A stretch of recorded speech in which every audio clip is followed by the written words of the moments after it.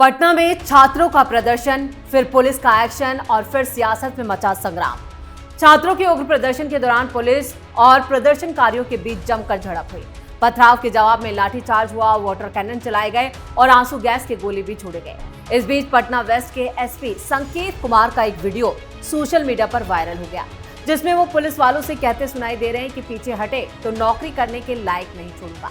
इसके बाद एसपी खुद प्रदर्शनकारियों की ओर दौड़ पड़ते हैं। पुलिस की लाठियां चली तो कई छात्र प्रशांत किशोर के पास भी पहुंचे और सरकार के खिलाफ अपना गुस्सा भी जाहिर किया। छात्रों की जुबान पर था सम्राट चौधरी का नाम। सवाल है कि आखिर पटना में छात्रों का गुस्सा किस बात को लेकर फूटा, पुलिस की कार्रवाई पर सवाल क्यों उठ रहे हैं और क्या छात्रों का यह आंदोलन अब बिहार की सियासत के लिए नई चुनौती बन गया है? इन सवालों के जवाब हम देंगे अपनी इस स्पेशल स्टोरी में।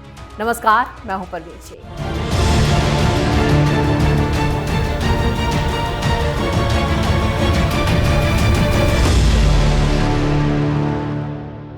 पटना में छात्रों के प्रदर्शन के दौरान उस वक्त जमकर हंगामा हो गया जब जेपी गोलंबर पर प्रदर्शन कर रहे आइसा के छात्रों और पुलिस के बीच जोरदार झड़प हुई। छात्र केंद्रीय शिक्षा मंत्री धर्मेंद्र प्रधान के इस्तीफे की मांग को लेकर प्रदर्शन कर रहे थे। देखते ही देखते ये प्रदर्शन उग्र हो गया और मौके पर मौजूद पुलिस वाले और प्रदर्शनकारियों के बीच टकराव देखने को मिला। अब पटना से जो तस्वीरें सामने आ रही हैं, वो तस्वीरें ही कई सवाल खड़े करती हैं। प्रदर्शनकारी छात्रों का आरोप था कि शिक्षा व्यवस्था से जुड़े मुद्दों और छात्रों की मांगों को लगातार नजरअंदाज किया जा रहा है। इसी को लेकर आइसा के छात्र जेपी गोलंबर पर जुटे थे और केंद्र सरकार के खिलाफ नारेबाजी करने लगे थे। छात्रों की मांग थी कि शिक्षा मंत्री धर्मेंद्र प्रधान अपनी जिम्मेदारी लेते हुए इस्तीफा दें। प्रदर्शन के दौरान छात्रों ने सरकार के खिलाफ जमकर नारे लगाए और अपनी मांगों को लेकर वो सड़कों पर डट गए। हालात बिगड़ने के बाद पुलिस ने प्रदर्शनकारियों को काबू करने की कोशिश भी की, लेकिन इसी दौरान पुलिस पर पथराव शुरू हो गया और इस दौरान पुलिस और छात्रों के बीच धक्का मुक्की शुरू हो गई। देखते ही देखते हालात इतने तनावपूर्ण हो गए कि दोनों पक्षों के बीच ये झड़प हिंसक हो गई। आरोप है कि इस दौरान गांधी मैदान थाने के थाना अध्यक्ष का सिर तक फट गया, यानी वो खूनम खून हो गए और उन्हें चोटें आई हैं। काफी गंभीर हालत में उनकी तस्वीरें सामने आई। वो तस्वीरें हम आपको दिखा नहीं सकते, लेकिन जिस तरह से एक पुलिस अधिकारी पर यह हमला हुआ वो कई सवाल खड़े कर गया। पुलिस अधिकारी के घायल होने के बाद मौके पर तनाव और ज्यादा बढ़ गया। प्रदर्शनकारियों को कंट्रोल करने के लिए पुलिस ने फिर लाठी उठाई और जमकर फिर लाठीचार्ज हुआ। भीड़ को तितर-बितर करने के लिए आंसू गैस के गोले भी छोड़े गए।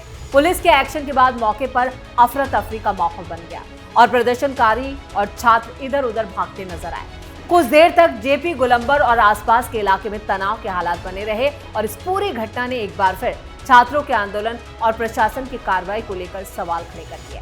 लेकिन जिन लोगों ने पत्थर चलाए, उनकी जो तस्वीरें सामने आई और पुलिस वाले को टारगेट किया गया, वो भी सवाल उठाती है।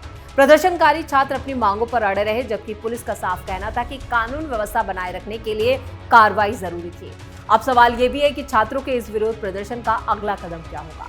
क्या सरकार छात्रों की मांगों पर कोई फैसला लेगी या फिर बिहार की राजधानी पटना में यह आंदोलन इसी तरह उग्र होंगे और छात्रों की आड़ में यहां पर कोई और राजनीतिक साजिश या कहें कि विपक्ष इसके पीछे एक बड़ा खेल कर रहा है? बहस छिड़ चुकी है। पुलिस की लाठी पड़ते ही प्रशांत किशोर के पास पहुंचे छात्रों के प्रदर्शन पर सीएम सम्राट चौधरी की पुलिस ने लाठी चार्ज किया और कई छात्र घायल हो गए। पुलिस कर्मियों को भी काफी चोटें आई हैं और कई पुलिसकर्मी घायल हैं और अस्पताल में भर्ती हैं। और इस बीच मीडिया वालों को भी निशाना बनाया गया। कई मीडिया कर्मी घायल हैं। इन सब के बीच घायल छात्रों ने जन सुराज के चीफ प्रशांत किशोर से मुलाकात की। प्रशांत किशोर के पास ये बच्चे बुधवार शाम को ही पहुंचे थे। बांकीपुर में जब चुनाव प्रचार हो रहा था और कुछ बच्चे मंच पर भी पहुंचे, लेकिन ये जो तस्वीरें सामने आई, वो तस्वीरें पूरी तरह से एक नाटक और इससे ज्यादा कुछ नहीं था, यानी डैमेज कंट्रोल। लेकिन पुलिस का जो एक्शन हुआ है उसकी भी यहाँ पर करना होगा कि पुलिस अगर वो एक्शन नहीं लेती तो और भी कई पुलिस वाले घायल हो जाते। वैसे जिन छात्रों ने अपनी बात रखी, उनका कहना है कि सम्राट चौधरी ने वादा किया था कि बिहार सुधर जाएगा। कुछ दिन पहले जहानाबाद की लड़की के साथ हुए रेप की घटना भी उठाई गई, लेकिन समझ नहीं आ रहा कि इस आंदोलन का नेतृत्व करने वाले कौन लोग हैं। उनके पास मुद्दे नहीं है, विजन नहीं है, या इस आंदोलन को लेकर उनके पास खुद तस्वीर नहीं है। बच्चे कभी रेप, कभी कानून व्यवस्था, कभी शिक्षा की बात करते हैं और इसी को लेकर शक बढ़ जाता है। उन्होंने कहा कि सरकार हम बनाने नहीं बिगाड़ने आई है। लाठीचार्ज में घायल एक दूसरे युवक ने भी मंच पर कहा कि अगर आप लोग बीजेपी के चक्कर में अभी से पड़े हैं तो मैं हाथ जोड़कर कहता हूं, इस बार आप लोग बांकीपुर से बीजेपी को ना जीतने दें। लेकिन ये जिस तरह से पूरा जो राजनीतिक इसको सियासी रंग देने की कोशिश की गई, उस पर भी सवाल उठते हैं और प्रशांत किशोर जिस तरह से इसको संरक्षण दे रहे हैं तो उनकी भी कार्यशैली पर सवाल उठ रहे हैं। पटना प्रोटेस्ट पर पुलिस का तगड़ा एक्शन। छात्रों के उग्र प्रदर्शन के बाद पुलिस ने 500 से ज्यादा अज्ञात के खिलाफ एफआईआर दर्ज की है। कोतवाली, गांधी मैदान और सचिवालय थाना की पुलिस ने भी इस पर एक्शन लिया है और इस कार्रवाई को अंजाम दिया। वहीं करीब 40 प्रदर्शनकारियों को पुलिस ने हिरासत में लिया, जिनसे पूछताछ की गई। इंटरनेट मीडिया पर जो वीडियो आ रहे हैं, सीसीटीवी फुटेज, वीडियोग्राफी के आधार पर प्रदर्शनकारियों की अब पहचान तेज की जा रही है और उसके बाद गिरफ्तारियां की जाएंगी। प्रदर्शन के दौरान प्रदर्शनकारियों ने पुलिस पर जो पथराव किया, सवाल उठाए कि ये पत्थर आए कहां से, क्या ये पहले ही प्लान किया हुआ था। साथ ही पुलिस प्रशासन की गाड़ियों में तोड़फोड़ की गई, आम लोगों को भी निशाना बनाया गया। पटना में छात्रों के उग्र प्रदर्शन के बाद पुलिस ने अब कार्रवाई तेज कर दी है। प्रदर्शन के दौरान हुई हिंसा, पथराव और तोड़फोड़ के मामले में पुलिस ने करीब 500 से ज्यादा लोगों के खिलाफ एफआईआर दर्ज की है। ये कार्रवाई कोतवाली, गांधी मैदान और सचिवालय थाना पुलिस की तरफ से की गई। पुलिस का साफ कहना है कि दंगाइयों में शामिल किसी भी शख्स को बख्शा नहीं जाएगा और वीडियो फुटेज के आधार पर एक एक आरोपी की पहचान की जाएगी। प्रदर्शन के दौरान हालात उस वक्त भी बेकाबू हो गए थे जब प्रदर्शनकारियों और पुलिस के बीच जमकर टकराव हुआ। पुलिस के मुताबिक प्रदर्शनकारियों से यहां पर पुलिस बार बार शांति से आंदोलन करने की बात कर रही थी, लेकिन प्रदर्शनकारियों की तरफ से पुलिस पर पथराव किया गया। इसके अलावा पुलिस प्रशासन की गाड़ियों में जमकर तोड़फोड़ की गई। आरोप है कि प्रदर्शन के दौरान आम लोग भी टारगेट पे थे, जिनमें से कई लोग घायल हो गए और हालात ज्यादा तनावपूर्ण हो गए। हंगामे और हिंसा के बाद पुलिस ने कार्रवाई करते हुए 40 से ज्यादा प्रदर्शनकारियों को हिरासत में लिया। हिरासत में लिए गए लोगों से पूछताछ की गई और पुलिस ये भी पता लगाने में जुटी है कि प्रदर्शन के दौरान हिंसा और तोड़फोड़ में अब कौन लोग शामिल थे और पूरी इस घटना के पीछे किसकी भूमिका थी। पुलिस अधिकारियों के मुताबिक प्रदर्शनकारियों की पहचान के लिए अब इंटरनेट पर जो भी वीडियो साझा किए जा रहे हैं, सीसीटीवी फुटेज और मौके पर ली गई वीडियोग्राफी को खंगाला जा रहा है। पुलिस इन सभी वीडियो फुटेज की जांच कर रही है और जिन लोगों की पहचान हो जाएगी उनके खिलाफ आगे की कानूनी कार्रवाई की जाएगी और जरूरत पड़ने पर गिरफ्तारियां भी की जाएंगी। पुलिस की इस कार्रवाई के बाद अब प्रदर्शनकारियों में भी झड़प जो है, हड़कंप मचा हुआ है। एक तरफ छात्र संगठन अपने आंदोलन और मांगों को लेकर सरकार पर दबाव बनाने की कोशिश कर रहे हैं, तो दूसरी तरफ पुलिस ने साफ कर दिया है कि कानून व्यवस्था बिगाड़ने वालों के खिलाफ सख्त कार्रवाई होगी। अब सवाल यह है, क्या प्रदर्शन के दौरान हुई हिंसा के पीछे कुछ चुनिंदा लोगों की साजिश थी या फिर भीड़ की उग्र होने से हालात बिगड़े। पुलिस जांच में इन सवालों के जवाब तलाशे जा रहे हैं और 500 से ज्यादा बताया ये भी जा रहा है कि ये 500 नहीं, इससे ज्यादा हो सकते हैं, क्योंकि हजारों की तादाद में ये लोग पटना की सड़कों पर नजर आए। 40 लोगों को हिरासत में भी लिया गया, लेकिन इनसे पूछताछ जारी है, अभी इनको छोड़ा नहीं गया।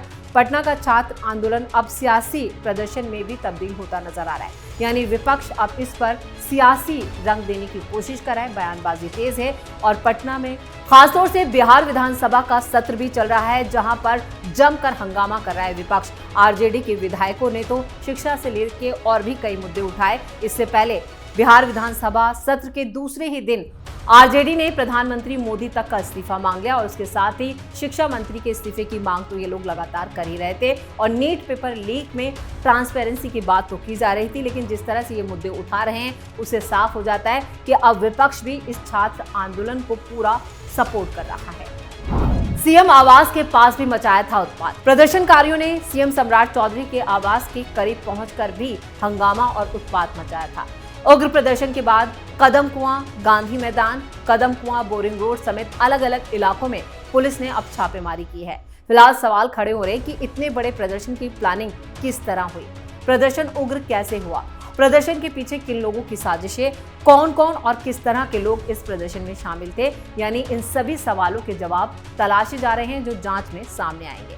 वहीं यूट्यूबर और इंटरनेट मीडिया के कंटेंट क्रिएटर की भूमिका के बारे में भी जांच की जा रही है। आशंका है कि छात्रों के आंदोलन में भारी संख्या में दंगाई यानी उपद्रवी शामिल हुए थे, जिन्होंने प्रदर्शन को हिंसक बनाया। फिलहाल पुलिस हर एंगल की जांच में जुट चुकी है। जांच में चौंकाने वाले खुलासे। खबरों की माने तो अभी तक जो जांच हुई है, शुरुआती जांच, वो इस बात की तस्दीक कर रही है कि प्रदर्शन को व्यापक स्तर पर प्रसारित करने के लिए सैकड़ों क्रिएटर्स को मैदान में उतारा गया था। साथ ही इस तरह की भी बात सामने आ रही है कि कई कोचिंग सेंटर्स के छात्रों को भी बहला फुसला कर भीड़ का हिस्सा बनाया गया। आपको बता दें कि नीट पेपर लीक के मुद्दे पर केंद्रीय शिक्षा मंत्री धर्मेंद्र प्रधान के इस्तीफे की मांग को लेकर बुधवार को पटना में गांधी मैदान में राजभवन तक छात्रों ने मार्च का आयोजन किया था, जिसमें भारी बवाल देखने को मिला। हिंसक प्रदर्शन को लेकर अब पुलिस ने एक्शन लिया है। यानी ये सवाल काफी गंभीर है कि इन छात्रों के आंदोलन की जो तैयारी थी वो व्यापक स्तर पर हुई। 20 जुलाई को जिस तरह से अभिजीत दीपके अपने सारे समर्थकों के साथ संसद मार्च के लिए निकलते हैं और वहां पर हंगामा होता है, लाठीचार्ज होता है, आंसू गैस के गोले छोड़े जाते हैं और उसके 2 दिन बाद पटना में जो ये हंगामा हुआ है उससे कई सवाल खड़े हो रहे हैं। छात्रों को जो पूरा जो ये आंदोलन है, जो भीड़ जुटाई गई है, उसमें ये भी पुलिस कह रही है कि ये पूरी भीड़ कोचिंग सेंटर से बुलाई गई थी और जानबूझकर इसमें दंगाई तक शामिल थे जिन्होंने पुलिस पर पथराव किया। यानी अब सीसीटीवी फुटेज, वीडियो रिकॉर्डिंग और जो पूरी क्रिएटर्स की फौज है वो तक मैदान पर उतार दी गई थी। यानी सरकार के खिलाफ कुछ बड़ा करने की प्लानिंग की गई थी, वो इससे साफ हो रहा है। और अब कुछ देर बाद जैसे जैसे जांच आगे बढ़ेगी, इसमें कई बड़े नाम भी उजागर हो सकते हैं। तो कुल मिलाकर ये मामला अभी जिस तरह से दिल्ली से लेकर बिहार तक और देश के कई राज्यों में छात्रों के आंदोलन जो उग्र होता जा रहा है, उसके पीछे बड़ी साजिश की बात कही जा रही है। लेकिन ये पूरा जांच का मुद्दा है, देखना होगा कि सरकार इस पूरे मामले को किस तरह से टैकल करती है। इस स्पेशल स्टोरी में इतना ही। वीडियो कैसा लगा कमेंट करके अपनी राय जरूर दें। वीडियो को लाइक करें, शेयर करें और कैपिटल टीवी को सब्सक्राइब जरूर करें। धन्यवाद।